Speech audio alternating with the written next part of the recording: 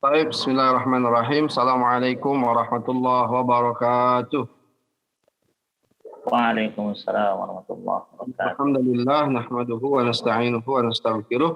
Wa na'udzu billahi min shururi anfusina wa min sayyiati a'malina. May yahdihillahu fala mudilla lahu wa may yudlil fala hadiya lahu. Asyhadu an la ilaha illallah wahdahu la syarika lah. Wa asyhadu anna Muhammadan 'abduhu wa rasuluhu la nabiyya ba'dahu. Allahumma salli wa sallim ala sayyidina wa nabiyyina Muhammadin sallallahu alaihi wasallam wa ala alihi wa ashabihi wa man tabi'ahum ila yaumiddin, amma ba'd. Ikhwani fillah, ikhwan wal akhwat fillah rahimakumullah. Alhamdulillah, kita bersyukur kepada Allah. Pagi hari ini Allah masih pertemukan kita di majlis pada siang hari ini, pagi menjelang siang ini. Mudah-mudahan yang kita lakukan hari ini dicatat oleh Allah Subhanahu wa taala sebagai amal ibadah kita dan menjadi bekal kita kepada di akhirat kelak nanti.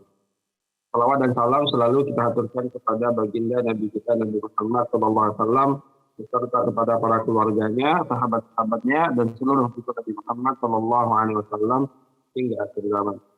Hadirin jamaah sekalian, kajian kita pada pagi hari ini yaitu berkaitan dengan Khalifah Abu Bakar As-Siddiq radhiyallahu anhu, ya, seorang sahabat Rasulullah yang paling utama di antara sahabat yang lainnya dan termasuk orang yang sangat banyak berjuang di dalam Islam di masa Rasulullah SAW ataupun pasca Rasulullah SAW wafat. Sebelumnya Ustadz, slide-nya bisa ditampilkan? Baik Ustaz.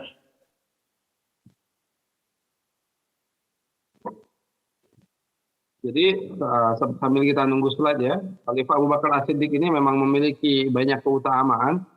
Ya, beliau adalah orang yang langsung saja. Ya, ini yang pertama Khalifah Abu Bakar As-Siddiq radhiyallahu anhu. Next slide. Nama dan nasabnya, yang pertama namanya itu adalah Abdullah bin Utsman bin Murrah bin Ka'ab bin Lu'ay al-Quraisy at-Taimi. Ya, atau panggilannya Abu Bakar bin Abu Quhafah. Ya. Jadi nama asli Abu Bakar itu bukan Abu Bakar, tapi Abdullah bin Utsman. Namanya adalah Abdullah bin Utsman, tapi lebih dikenal dengan Abu Bakar bin Abu Quhafah. Nah, kenapa dipanggil Abu Bakar ini? Banyak riwayat mengenai tentang kenapa Abu Bakar dipanggil Abu Bakar ini. Salah satunya yang paling masyhur adalah kenapa dipanggil Abu Bakar Bakar, karena Abu Bakar itu selalu terdepan di dalam beramal soleh. Jadi ada beberapa riwayat yang mengatakan seperti itu. Nah, sedangkan bapaknya adalah Abu Quhafah, seorang dari tokoh Quraisy juga, tapi dia masuk Islamnya, alhamdulillah ayahnya ini sempat masuk Islam setelah Fathu Mekah. Setelah Fathu Mekah, bapaknya dari Abu Bakar As-Siddiq, Abu Quhafah ini masuk Islam. Lahir di Mina 2 tahun sebelum tahun gajah. Jadi berarti umur Rasulullah 2 tahun lebih tua daripada Abu Bakar. Jadi, umur Abu Bakar lebih muda 2 tahun. Orang sahabat yang disegani oleh Quraisy dari nasab yang mulia dan orang pertama masuk Islam dari kalangan laki-laki dewasa. Maka hadirin yang dirahmati Subhanahu wa taala, beliau ini terkenal bahkan sebelum beliau memeluk Islam adalah seorang yang sangat disegani bagi orang-orang Quraisy. Beliau seorang saudagar, pedagang yang sangat sukses, dan juga beliau orang yang paling tahu tentang nasab orang-orang Quraisy. Jadi dahulu kalau orang ingin bertanya tentang nasab mereka, tentang bapak-bapak, kakek mereka, bagaimana kakek mereka, bagaimana keturunan mereka, bagaimana nasab-nasab mereka, biasanya mereka bertanya kepada Abu Bakar. Maka Abu Bakar memang orang yang sangat disegani dan sangat dimuliakan bahkan sebelum Islam, bahkan sebelum beliau memeluk agama Islam. Next.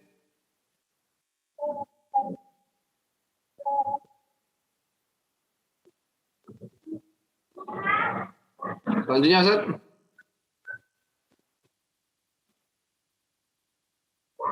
Ya, selanjutnya. Ya, nah ini keislamannya. Ya, beliau termasuk sahabat yang awal-awal masuk Islam. Ya, sahabat yang masuk Islam pertama itu kan ada 4 orang. Yang pertama Khadijah binti Khuwailid, istri Rasulullah SAW. kemudian Zaid ibnu Harithah, mantan budak Rasulullah, maula Rasulullah, ya, mantan budak Rasulullah yang pernah diangkat Rasulullah sebagai anak, kemudian Ali bin Abi Thalib radhiyallahu anhu, dan juga Abu Bakar As-Siddiq radhiyallahu anhu. Ini 4 orang yang pertama kali masuk Islam. Nah, tetapi dari kalangan laki-laki Abu Bakar As-Siddiq termasuk yang awal, karena Khadijah perempuan, Zaid dari kalangan budak, Ali dari kalangan anak-anak, dari kalangan laki-lakinya adalah Abu Bakar As-Siddiq. Beliau mendapat julukan As-Siddiq karena keyakinannya kepada Rasulullah ketika Isra Mi'raj. Ya. Jadi inilah kemudian beliau mendapatkan julukan apa? As-Siddiq. Ya. Ketika Isra Mi'raj itu, ketika orang Quraisy banyak yang tidak percaya kepada perkataan Rasulullah SAW, bahkan mereka mengatakan Rasulullah menghayal, Rasulullah berbohong. Ya, ada yang sambil mengetes Rasulullah, wahai Muhammad, coba kau angkat kakimu sebelah kiri, diangkat oleh Rasulullah. Coba angkat satu lagi, nggak bisa. Jadi mereka katakan, bagaimana engkau mengatakan bisa terbang ke Masjidil Aqsa, kemudian ke Sidratul Muntaha, balik lagi dalam waktu 1 malam. Kau ini bohong. Banyak orang, bahkan ada yang sudah mau masuk Islam, tidak jadi masuk Islam, ya, dikarenakan kisah Isra Mi'raj tersebut. Nah, maka ketika itu orang-orang Quraisy datang kepada Abu Bakar As-Siddiq bertanya, kepada Abu Bakar As-Siddiq, ya Abu Bakar, ini sahabatmu yang selalu engkau percayai, Muhammad nih, sudah mengatakan semalam dia melakukan perjalanan dari Masjidil Haram menuju Masjidil Aqsa, kemudian ke Sidratul Muntaha, kemudian pulang lagi. Ya. Masa engkau masih percaya dengan perkataan Muhammad seperti ini? Apa kata Abu Bakar As-Siddiq radhiyallahu anhu? Kalau memang ini perkataannya Muhammad, bahkan lebih dari itu pun aku percaya. Keyakinannya Abu Bakar As-Siddiq. Makanya dia mendapatkan julukan As-Siddiq, ya, yang membenarkan, ya, yang meyakini kebenaran kenabian Rasulullah SAW. Ya. Bahkan ketika hadirin jamaah sekalian, ya, Rasulullah dites, ya, karena Abu Bakar ini sering pergi untuk ke Masjidil Aqsa, ke mana? Ke Baitul Maqdis. Ya. Waktu itu Rasulullah dites untuk menceritakan tentang Baitul Maqdis. Kata Rasulullah, padahal Rasulullah tidak ingat, ya, maksudnya Rasulullah hanya sholat saja di sana, tapi tidak ingin mengingat-ingat bentuknya. Tapi tiba-tiba kata Rasulullah seolah-olah Baitul Maqdis itu digambarkan di depan Rasulullah. Sehingga Rasulullah bisa menyebutkan jumlah tiangnya berapa, jumlah pintunya berapa, warnanya bagaimana, bentuknya bagaimana. Bisa disebutkan Rasulullah. Setiap Rasulullah mengatakan seperti itu, menyebutkan ciri-ciri dari Baitul Maqdis ini, Abu Bakar selalu mengatakan, Shaddaqta ya Rasulullah, Shaddaqta ya Rasulullah, engkau benar ya Rasul, engkau benar ya Rasul. Maka dia mendapatkan julukan As-Siddiq. Ya. Juga ada jamaah sekalian, julukan Abu Bakar As-Siddiq adalah Al-Atiq, yaitu yang terbebas. Dalam maksud yang lain dia katakan Al-Atiq yaitu yang terbebas dari api neraka. Ada juga yang menafsirkan Al-Atiq yang banyak membebaskan para budak. Karena Abu Bakar banyak membebaskan para budak ketika mereka disiksa oleh tuannya karena masuk Islam. Salah satunya adalah sahabat Bilal ibn Rabah al-Habsyi. Ya, ini juga dia dibebaskan oleh Abu Bakar As-Siddiq radhiyallahu anhu karena siksaan dari tuannya Umayyah ibn Khalaf. Ya. Hadirin jamaah sekalian, beliau adalah orang yang sangat banyak mengeluarkan semua daya dan hartanya untuk dakwah Nabi SAW. Ya, semua dikeluarkan oleh Abu Bakar As-Siddiq, ya, untuk apa? Untuk dakwahnya Nabi SAW. Next, selanjutnya Ustaz.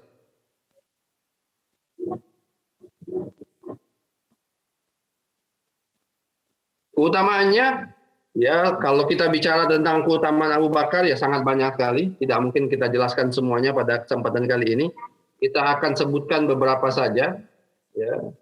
Dalam salah satunya hadis Rasulullah SAW berkata, orang yang paling baik dalam pergaulan terhadap umatku adalah Abu Bakar. Seandainya aku menjadikan seseorang selain Rabbku sebagai kekasih, niscaya aku akan menjadikan Abu Bakar sebagai kekasih. Ya. Keutamaan yang sangat luar biasa ini. Kemudian hadirin jamaah sekalian, salah keutamaan yang lainnya yaitu salah satu di antara yang dipastikan masuk surga. Ya, selain di antara sahabat yang lain, ya ada 10 sahabat yang dipastikan masuk surga. Insya Allah kita akan bahas. Ya, Abu Bakar, Umar, Utsman, Ali, ya, Talhah, Zubair, Abdurrahman bin Auf, Abu Ubaidah bin Al-Jarrah, dan Sa'id bin Zaid radhiyallahu anhu. Nah, salah satunya dan yang paling pertama adalah Abu Bakar As-Siddiq. Kemudian ada jamaah sekalian yang ketiga apa? Orang yang paling dicintai oleh Nabi Shallallahu Alaihi Wasallam. Sebagaimana hadis riwayat Amr bin As. Jadi Amr bin As ketika itu, ya Amr bin As ini sebagai seorang pemimpin, ya beliau juga seorang tokoh Quraisy. Dan Rasulullah itu setiap bertemu dengan seorang sahabat, pasti sahabat itu mengatakan dia ini orang yang paling dicintai oleh Rasul. Karena bagaimana perhatiannya Rasulullah kepada para sahabatnya itu. Amr bin As juga seperti itu. Dia merasa aku ini kayaknya sangat dicintai oleh Rasulullah. Maka Amr bin As sempat bertanya kepada Rasul, ya Rasulullah siapa orang yang paling kau cintai? Ya, kata Rasulullah, Aisyah istriku. Amr bin As, ya. Dari kalangan laki-laki siapa ya Rasulullah? Dari kalangan laki-laki ayahnya. Siapa itu? Abu Bakar As-Siddiq radhiyallahu anhu. Jadi salah satu keutamaan yang sangat luar biasa dari Abu Bakar As-Siddiq adalah dia adalah orang yang paling dicintai oleh Rasulullah Shallallahu Alaihi Wasallam.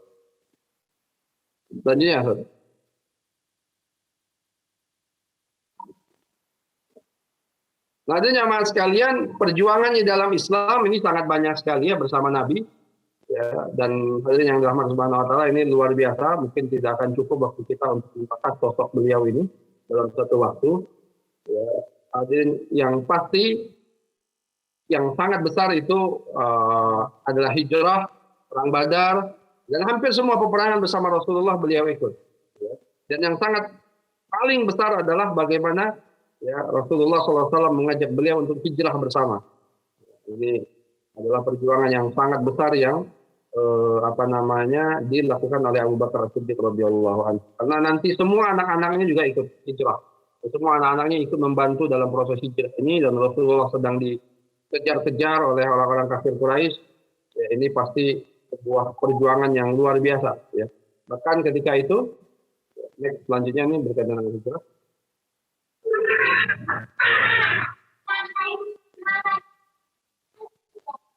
Ya, hadirin jamaah sekalian, yang pertama nih ya tadi perjuangan dia dalam Islam, pertama berdakwah bersama Nabi. Ya. Ada 10 orang yang dipastikan dari 10 orang yang dipastikan masuk Islam, 5 orangnya itu masuk Islam di tangan Abu Bakar As-Siddiq radhiyallahu anhu. Ya, dari 10 orang yang dipastikan masuk surga, 5 orang itu dipastikan masuk Islamnya atas jasa 6 orang atas jasa Abu Bakar As-Siddiq radhiyallahu anhu. Yang pertama Thalha bin Ubaidillah, Utsman bin Affan, Sa'ad bin Abi Waqqas, Abu Ubaidah bin Jarrah, Zubair bin Awam, dan Abdurrahman bin Auf. Ini semuanya 6 orang ini yang dipastikan masuk surga. Masuk Islamnya asbab dakwah, ya berkat dakwahnya siapa? Abu Bakar As-Siddiq radhiyallahu anhu. Jadi Abu Bakar itu ketika dia masuk Islam, hari itu juga beliau langsung berdakwah. Dan orang-orang yang kita sebutkan tadi adalah mitra beliau, orang yang memang sudah sangat dekat dengan beliau. Dan beliau tahu mereka-mereka ini adalah orang-orang baik, orang-orang jujur, ya maka mereka langsung diajak untuk beriman kepada Rasulullah, dan mereka pun langsung beriman kepada Rasulullah Sallallahu Alaihi Wasallam. Dan hadirin jamaah sekalian, beliau juga ya adalah orang yang pertama kali berkhutbah di Masjidil Haram ya, untuk berdakwah mengajak kepada Islam. Jadi ketika itu hadirin jamaah sekalian, ya para sahabat khususnya Abu Bakar meminta Rasulullah untuk terang-terangan saja dakwah. Akhirnya setelah akhirnya setelah para sahabat ingin sekali seperti itu, akhirnya Rasulullah mengiyakan. Maka ketika itu kumpullah para sahabat dan Abu Bakar yang berkhutbah mengajak manusia kepada Islam di Masjidil Haram. Jadi dia yang pertama kali berkhutbah di Masjidil Haram untuk berdakwah mengajak kepada Islam. Dan hadirin jamaah sekalian, ketika orang Quraisy melihat apa yang dilakukan oleh para sahabat ini, maka orang Quraisy langsung marah dan langsung memukuli ya Rasulullah SAW dan memukuli para sahabat, khususnya Abu Bakar As-Siddiq. Ya, ketika itu ada seorang tokoh Quraisy namanya adalah Mughirah ibnu Syu'bah. Ya, ada seorang tokoh Quraisy yang kemudian memukuli muka Abu Bakar pakai sendalnya sampai Abu Bakar itu penuh dengan darah mukanya dikarenakan pukulan tersebut, sampai dia pingsan. Hadirin jamaah sekalian, ya dia pingsan sampai nggak sadar lagi. Ketika dipopong oleh keluarganya Bani Taim, ya keluarga Abu Bakar ini Bani Taim, dipopong bawa pulang ke rumah. Dalam beberapa jam kemudian siuman, apa yang ditanyakan oleh Abu Bakar pertama kali? Yang ditanyakan oleh Abu Bakar pertama kali adalah bagaimana keadaan Rasulullah SAW. Padahal beliau ketika itu lagi parah ya. Beliau pingsan, mukanya penuh dengan darah, ada jamaah sekalian. Sampai ibunya itu marah gitu, kesel. Kau ini dalam keadaan seperti ini, yang kau tanyakan adalah sahabatmu, Muhammad. Enggak, kata Abu Bakar, aku nggak mau makan sampai aku tahu bagaimana kabar Muhammad. Sampai ibunya keluar tuh, nyari kabar, info. Ternyata dapatlah ketemu dengan bintil Khattab, ya kalau nggak salah Fatimah bintil Khattab, bertemu, ya, hadirnya mas kalian, baru ya dikasih tahu Rasulullah baik-baik saja, dan akhirnya Abu Bakar langsung bertemu dengan Rasulullah SAW di Darul Arqam bin Arqam. Kita bisa bayangkan bagaimana perjuangan beliau, kecintaan beliau kepada Rasulullah.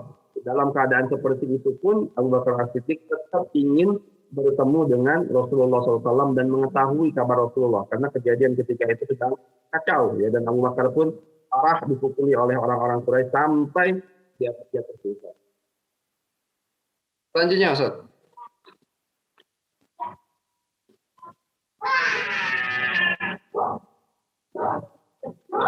Nah, ini yang kita bicarakan tadi ya, hijrah bersama Nabi.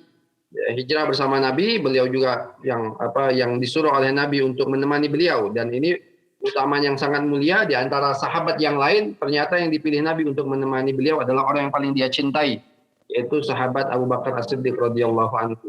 Bahkan berkaitan dengan Abu Bakar dan Rasulullah dalam gua, ya Allah Subhanahu wa taala menurunkan surat ya berkaitan dengan hal ini. Illa tansuruhu faqad nasarahu Allah id akhrajahu alladhina kafaru thaniyasnaini id huma fil ghar id yaqulu li sahibihi la tahzan innallaha ma'ana. Ayat ini berkaitan dengan thaniyasnaini. Makanya Abu Bakar itu punya panggilan juga thaniyasnaini. Ya. Orang yang kedua di antara dua orang yang sedang di dalam gua. Idhuma fil ghar, ketika mereka berdua di dalam gua. Dan hadirnya jamaah sekalian, ketika hijrahnya Rasul ini, semua anak Abu Bakar terlibat ya dalam peristiwa hijrah ini. Abdullah, Asma, ya, semuanya terlibat membantu. Bahkan hadirnya jamaah sekalian dikisahkan ketika Rasulullah sudah hijrah, bapaknya Abu Bakar ini namanya Abu Quhafah tadi, datang menemui Asma. Bapaknya sudah tua, ya, matanya sudah buta. Kemudian marah-marah sama Asma. Apa yang dilakukan ayahmu ini? Ya, ngapain dia pergi sama Muhammad? Kalian nggak ditinggalin uang sedikit pun, kata bapaknya kan. Marah dia kepada anaknya Asma, ya, pada cucunya Asma. Maka kata Asma bilang, wahai kakek, ini bapak kami ninggalin duit, katanya. Dari mana itu? Nih katanya. Nah, ternyata dikasih kayak kantong uang gitu, dipegang. Oh, ada ininya. Ada bentuknya gitu. Oh, dipikir kakeknya, oh iya benar bapaknya, anaknya ini Abu Bakar ninggalin duit untuk anaknya. Ternyata hadirnya maskan itu bukan uang, tapi itu adalah batu kerikil yang dimasukkan ke dalam kantong uang. Kok kakeknya nggak tahu karena Abu Quhafah itu sudah tua, ya, nggak bisa ngelihat lagi. Jadi seperti itu besarnya keimanan bukan hanya Abu Bakar, anaknya pun seperti itu. Asma itu luar biasa, Abdullah juga seperti itu. Abdullah bin Abu Bakar yang kemudian membantu Rasulullah juga untuk berada di dalam gua. Setiap malam dia naik atas gua Tur, ya, kemudian memberikan informasi kepada Rasulullah tentang apa yang dibicarakan oleh orang Quraisy. Asma binti Abu Bakar setiap pagi pergi ke sana membawa makanan, membawa kambing. Ya, untuk apa hadirnya maskan kambing ini? Untuk menghapus jejaknya Abdullah bin Abu Bakar semalam, dan juga agar Rasulullah minum ya susu kambing dari kambing yang ia bawa. Jadi semua anaknya berperan aktif dalam hijrah ini. Dan ini kemuliaan yang begitu luar biasa yang dimiliki oleh Abu Bakar As-Siddiq. Selanjutnya.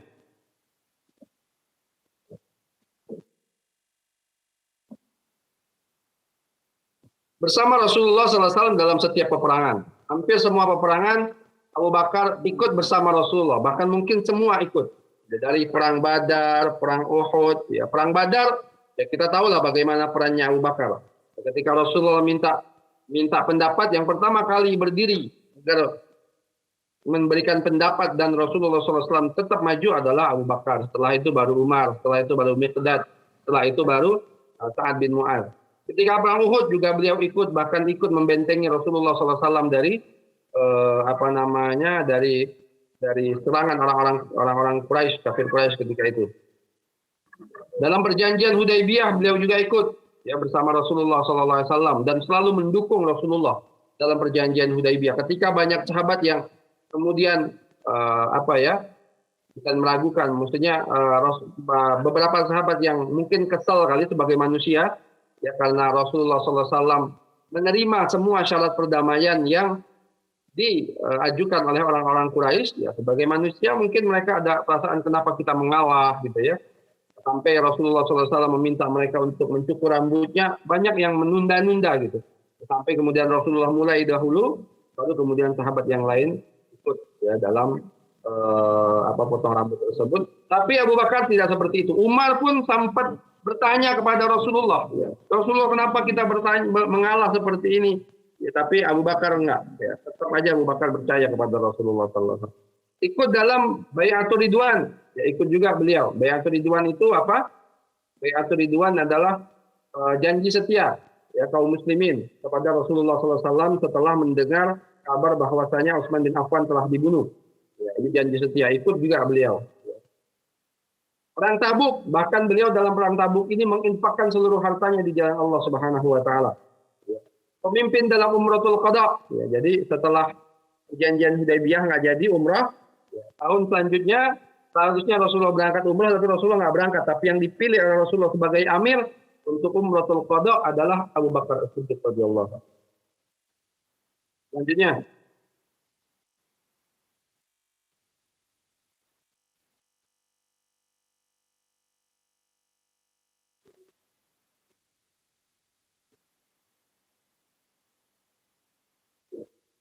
next. Nah, tadi itu peran beliau ketika bersama Rasulullah SAW ya, kita udah tahu banyak sekali yang nggak mungkin kita sebutkan satu persatu karena hampir setiap perjalanan hidup Rasulullah Abu Bakar berada di samping Rasulullah SAW. Nah, setelah Rasulullah wafat pun beliau memiliki peran yang sangat besar hadirin jamaah sekalian.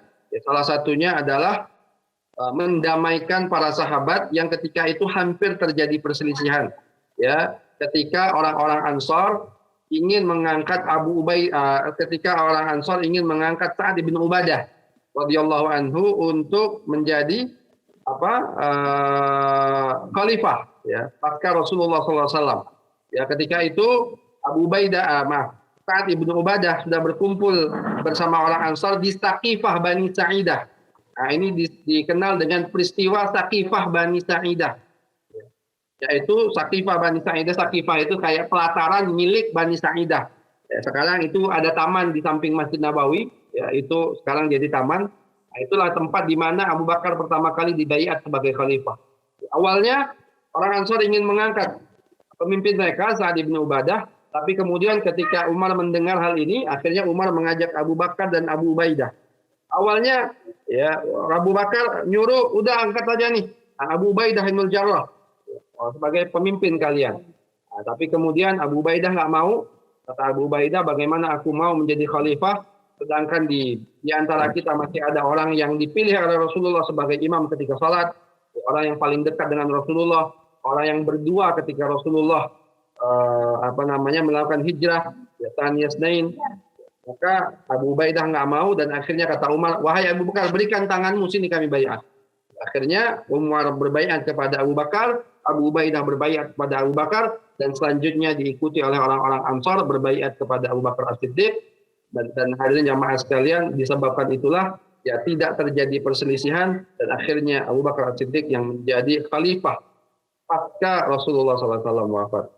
Jadi ini peran yang sangat besar, ini perannya Abu Bakar. Ya kalau tidak, ya orang Ansar sudah hampir menjadikan Abu Ubaidah menjadi khalifah, tapi Abu Bakar ya ketika Abu Bakar kasih alasan-alasan, dalil-dalil ya tentang keutamaan orang-orang Quraisy, ya ketika itu Abu Bakar mengatakan satu hadis Nabi, al-a'immatu min Quraisyin, ya, pemimpin-pemimpin itu dari Quraisy, ya, maka akhirnya orang Ansar ya, mengalah dan akhirnya membaiat Abu Bakar sebagai khalifah. Ya. Orang Ansar kenapa seperti itu? Mungkin orang Ansar takut saja bahwasanya yang nanti pengganti Rasulullah adalah orang-orang yang dulunya mereka perangi. Ya. Tapi ketika didamaikan oleh Abu Bakar dan mendengar langsung bagaimana hadis-hadis Rasulullah SAW tentang keutamaan Quraisy sebagai pemimpin, ya akhirnya mereka mengalah dan akhirnya Abu Bakarlah yang diangkat sebagai khalifah. Nah, Ada beberapa hal yang dilakukan oleh Abu Bakar ketika menjadi khalifah. Selanjutnya.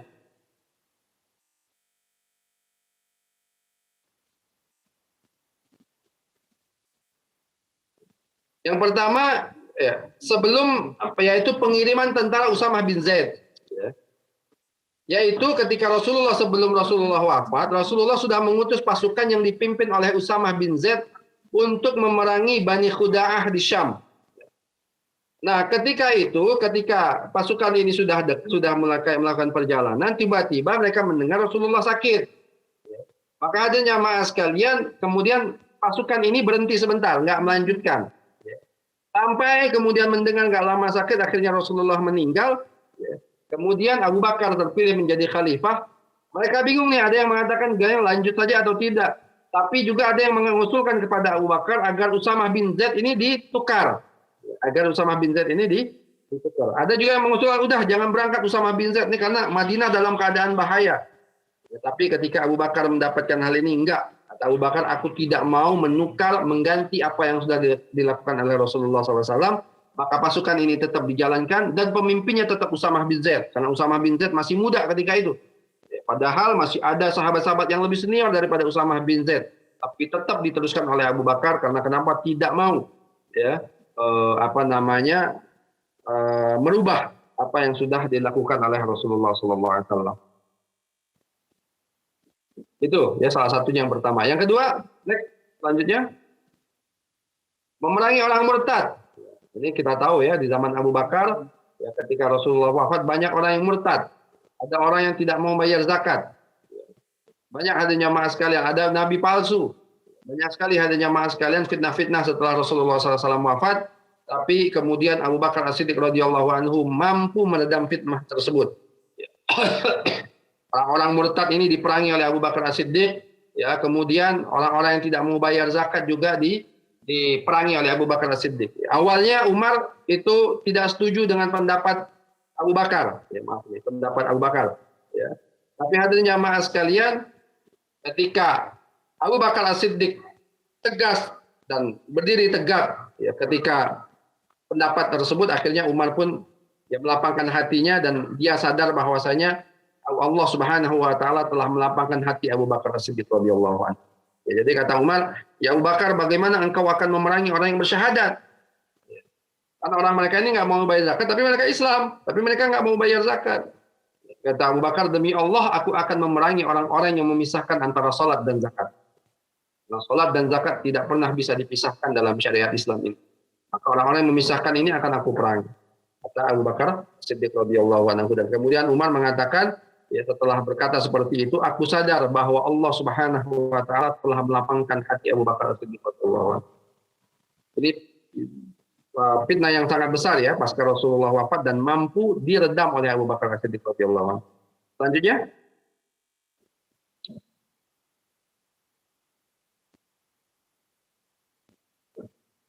mengumpulkan Al-Quran. Ya, ini jam'ul Quran. Ya. Setelah memerangi orang-orang murtad tadi, ya, itu akhirnya banyak sekali para hafiz Al-Quran yang syahid. Ya, maka Umar bin Khattab radhiyallahu anhu meminta Abu Bakar As-Siddiq untuk menghimpun Al-Quran. Ya, untuk apa? Jam'ul Quran, untuk mengumpulkan Al-Quran. Karena sebelumnya di zaman Rasulullah Al-Quran tidak dibentuk dalam satu mushaf. Al-Quran itu ada di dada-dada para sahabat, kemudian ada yang ditulis di atas pelepah kurma, ada yang ditulis di atas di pohon kurma, bukan di pohon, daun kurma, ada yang di tulang, ada yang macam-macam. Ya. Maka hadirin jamaah sekalian, ketika itu Umar merayu Abu Bakar, ya, mengusulkan kepada Abu Bakar agar mengumpulkan mushaf ini dalam satu mushaf, mengumpulkan Al-Quran ini dalam satu mushaf. Karena banyaknya syahid, ya para qari, para penghafal Al-Quran. Awalnya Abu Bakar tidak setuju. Tapi kemudian setelah Umar ngasih usulan, ya Umar kemudian bermusyawarah lagi, meyakinkan Abu Bakar untuk melakukan hal ini. Ya, akhirnya Abu Bakar As-Siddiq radhiyallahu anhu setuju. Kemudian memanggil seorang sahabat muda yang sangat jenius dan pintar, namanya Zaid ibnu Thabit. Maaf ini salah, ya bukan Zaid ibnu Harithah, Zaid ibnu Thabit. Salah ya, itu mohon maaf, ini salah ketik. yang ditugaskan untuk sebagai ketua panitia lah mengumpulkan Al-Quran ini. Nah, yang dirahmati Subhanahu wa taala, beliaulah ya Zaid ibnu Thabit ini kemudian mengumpulkan Al-Quran kemana-mana, ya dicari semua ayat-ayat Al-Quran itu, kemudian jadilah satu mushaf Al-Quran itu. Ya, di zaman Abu Bakar dipegang oleh Abu Bakar, ya kemudian sampai di zaman Umar dipegang oleh Hafsah binti Umar. Al-Quran ini yang jadi mushaf tadi dipegang oleh Hafsah binti Umar, sampai nanti di zaman Utsman baru diperbanyak oleh Utsman bin Affan. Di zamannya Utsman bin Affan baru diperbanyak oleh Utsman bin Affan. Dan ini awalnya adalah dilakukan oleh Abu Bakar As-Siddiq, walaupun kemudian Abu Bakar As-Siddiq mendelegasikan tugas tersebut kepada sahabat yang lain yang luar biasa, sekretarisnya Rasulullah juga penghafal Al-Quran, ya, yang bernama siapa? Zaid ibnu Thabit radhiyallahu anhu. Selanjutnya.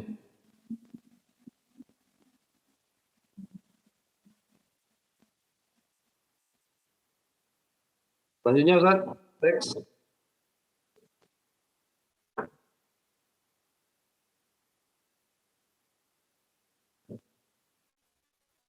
Ya, selanjutnya. Waduh, kalau ya, ada jamaah sekalian, selain mengumpulkan Al-Quran, banyak yang lainnya ya. Salah satunya sudah di zaman Abu Bakar ini memulai Futuhat Islamiyah. Jadi Futuhat Islamiyah itu dimulai di zaman Abu Bakar As-Siddiq. Ya, dimulai di zaman Abu Bakar As-Siddiq. Persia ditaklukkan, mulai ditaklukkan. Ketika itu yang pertama menaklukkan Persia itu panglimanya adalah Khalid bin Walid. Ya, ke arah Irak itu Khalid bin Walid, di arah Syam itu Abu Ubaidah bin Jarrah. Ya, kemudian ketika Abu Ubaidah bin Jarrah agak kewalahan di Syam, kemudian Khalid bin Walid pasukannya ditarik ya oleh Abu Bakar menuju Syam. Kemudian Khalid menjadi panglima di Syam. Ya, ketika itu Khalid menjadi panglima di Syam dan Abu Ubaidah menjadi panglima batalion lah gitu ya, bukan panglima utamanya. Badan utamanya tetap Khalid. Kemudian ada jamaah sekalian di Irak itu ada seorang bukan sahabat tabi'in sebenarnya, Mutanna ibnu Harithah. Ya, Mutanna ibnu Harithah itu sudah mulai futuhat-futuhat yang ada di Syam, yang ada di Irak. Ya.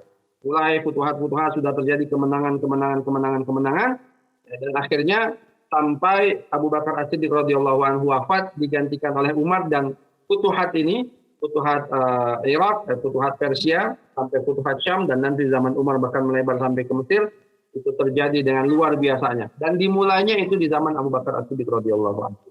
Ya. Dan beliau, hadirin jamaah sekalian, Abu Bakar As-Siddiq jatuh sakit selama 15 hari, ya, sampai pada hari Senin malam. Ya, pada Senin malam Selasa, tanggal 22 Jumadil Ula, Jumadil Akhirah, tahun 13 Hijriah. Ya, beliau memanggil Abu Bakar As-Siddiq pada umur 63 tahun, sama dengan umur baginda Rasulullah SAW. Karena beliau menjadi khalifah kan 2 tahun lebih, ya. Dan umur beliau memang lebih muda 2 tahun daripada Rasulullah. Jadi umurnya sama, bahkan beliau juga meninggalnya pada hari Senin. Jadi karena Rasulullah meninggal hari Senin, beliau pengen diwafatkan oleh Allah pada hari Senin, dan benar hadirin jamaah sekalian, beliau diwafatkan oleh Allah Subhanahu wa taala pada hari Senin, dan dimakamkan di samping Rasulullah SAW atas permintaan beliau. Dan hadirin jamaah sekalian, sebelum beliau menjadi khalifah, sebelum beliau wafat, beliau kemudian menunjuk Umar bin Khattab sebagai penggantinya setelah musyawarah dengan beberapa sahabat senior. Nah, ini yang harus kita perhatikan ya. Jadi walaupun ini penunjukan, tapi ada musyawarahnya di situ. Musyawarahnya apa? Beliau bermusyawarah kepada beberapa sahabat senior. Yang banyak diajak beliau musyawarah adalah yang pertama Utsman bin Affan, Abdurrahman bin Auf, ya, dan banyak sahabat-sahabat yang lainnya yang diajak oleh Abu Bakar untuk bermusyawarah. Beberapa orang sahabat ada yang kemudian tidak setuju atau keberatan, sedikit keberatan. Ya, mereka mengatakan, ya Abu Bakar, kami setuju dengan Umar, tapi beliau ini terlalu keras. Kami takut dia akan terlalu keras pada kami. Kata Abu Bakar, tenang. Kalau dia ini sudah menjadi khalifah, dia akan lembut. Kenapa dia ini keras? Karena melihat aku terlalu lembut, kata Khalifah Abu Bakar. Jadi, ya ketika itu ya Utsman bin Affan radhiyallahu anhu yang disuruh oleh Abu Bakar untuk menurut wasiatnya. Utsman bin Affan dia disuruh menurut wasiatnya. Sebelum Abu Bakar menyebutkan nama Umar dalam sebuah riwayat, Abu Bakar jatuh pingsan. Utsman ketika itu takut Abu Bakar wafat. Ya. Kemudian Utsman ketika dia itu ditulis oleh Utsman yang menggantikannya adalah Umar bin Khattab. Nggak lama setelah itu Abu Bakar sadar kembali. Dilihat oleh Abu Bakar surat itu, engkau yang menulis ini Umar, semoga Allah Subhanahu wa taala membukakan hatimu. Ternyata itu sesuai dan memang keinginan Abu Bakar As-Siddiq untuk menunjuk Umar bin Khattab sebagai khalifah setelah beliau menjadi khalifah. Ya, jadi walaupun Umar bin Khattab ini hasil penunjukan Abu Bakar, ya, tetapi hadirin jamaah sekalian, ya, tetap saja itu adalah hasil musyawarah Abu Bakar dengan beberapa sahabat senior. Ya, termasuk Utsman, Abdurrahman bin Auf dan banyak sahabat yang lainnya yang ditunjuk ataupun yang diajak Abu Bakar untuk bermusyawarah. Dan hadirin jamaah sekalian, Imam Ali begitu sedih sekali ketika Khalifah Abu Bakar As-Siddiq wafat. Ya. Ketika itu dia panggil anaknya Aisyah. Ya. Kata Abu Bakar As-Siddiq, wahai anakku sini, ya, ini ada hartaku. Ya. Coba engkau hitung semua hartaku. Tolong bagikan semua hartaku ini kepada fakir miskin. Maka Abu Umar ketika mendengar apa yang dilakukan oleh Abu Bakar As-Siddiq, dia mengatakan, wahai Abu Bakar, engkau telah meninggalkan sesuatu yang sulit untuk diikuti bagi penerusmu. Umar saja mengatakan sulit untuk mengikuti Abu Bakar. Karena nggak punya harta dia setelah menjadi khalifah. Imam Ali nangis terseduh-seduh hadirin jamaah sekalian ketika takziah ketika Abu Bakar As-Siddiq radhiyallahu anhu. Artinya tidak ada masalah antara Imam Ali dan khalifah dan antara Imam Ali dan khalifah Abu Bakar As-Siddiq. Mereka saling mencintai karena Allah Subhanahu wa taala. Hadirin jamaah sekalian, inilah sedikit ringkasan hidup daripada Khalifah Abu Bakar As-Siddiq radhiyallahu anhu, dan banyak hal yang bisa kita ambil pelajaran daripada kisah kehidupan beliau ini. Yang pertama yaitu beliau orang yang sangat beriman dan yakin kepada Rasulullah. Ini yang membedakan beliau dengan sahabat dengan orang lain, ya. Imanan beliau yang begitu dalam pada Rasulullah. Ya, bahkan dalam sebuah hadis Rasulullah mengatakan, andaikan iman seluruh penduduk bumi ini dikumpulkan dan ditimbang dengan imannya Abu Bakar As-Siddiq, niscaya iman kalian tidak mampu menandingi keimanannya Abu Bakar As-Siddiq. Abu Bakar As-Siddiq radhiyallahu anhu pejuang dan juga orang yang sangat banyak mengeluarkan hartanya di jalan Allah Subhanahu wa taala. Kita bisa bayangkan beliau seorang saudagar yang kaya, ya.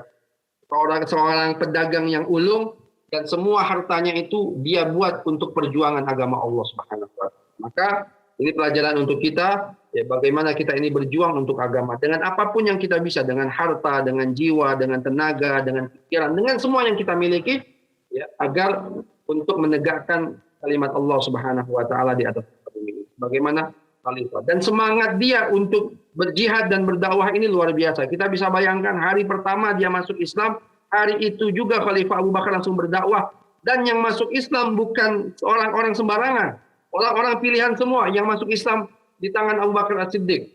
Dari 10 orang, 6 orangnya dipastikan masuk surga atas jasa dakwahnya Abu Bakar As-Siddiq radhiyallahu anhu. Allah, luar biasanya perjuangan Abu Bakar As-Siddiq radhiyallahu anhu. Dan anak-anaknya pun semuanya begitu loyal kepada agama Allah Subhanahu wa taala. Asma binti Abu Bakar, orang yang sangat luar biasa, hadirin jamaah sekalian. Aisyah, istri Rasulullah, nggak perlu kita tanyakan lagi. Abdullah, Abdurrahman bin Abu Bakar, Muhammad bin Abu Bakar, semuanya adalah orang-orang pejuang, ya, bagi agama Allah Subhanahu wa taala. Asma binti Abu Bakar, kata Abdullah bin Zubair radhiyallahu anhu, ya, bagaimana, ya, Abu Bakar ini mendidik anaknya dengan luar biasa, ya. Abdullah bin Zubair, anaknya Asma, menceritakan dua ibunya, yaitu Asma dan Aisyah ini sama-sama rajin sedekah. Tapi yang membedakan dua orang ini, kalau Asma dapat uang, dikumpulkan dulu, baru dibagikan. Dia dapat, langsung dibagikan. Dikumpulkan dulu, baru dibagikan. Kalau Aisyah enggak, dapat hari itu langsung dibagikan. Dapat langsung bagikan. Itu Aisyah. Jadi, Masya Allah, ya, bagaimana Abu Bakar berhasil dalam mendidik anak-anaknya, karena semuanya, ya, dengan loyal, yang mendukung dakwah Rasulullah SAW dan mendukung dakwah ayahnya Abu Bakar As-Siddiq radhiyallahu anhu. Jadi pelajaran yang kita ambil adalah bagaimana perjuangan beliau di dalam agama. Ini saja dari saya, selanjutnya saya serahkan kepada moderator.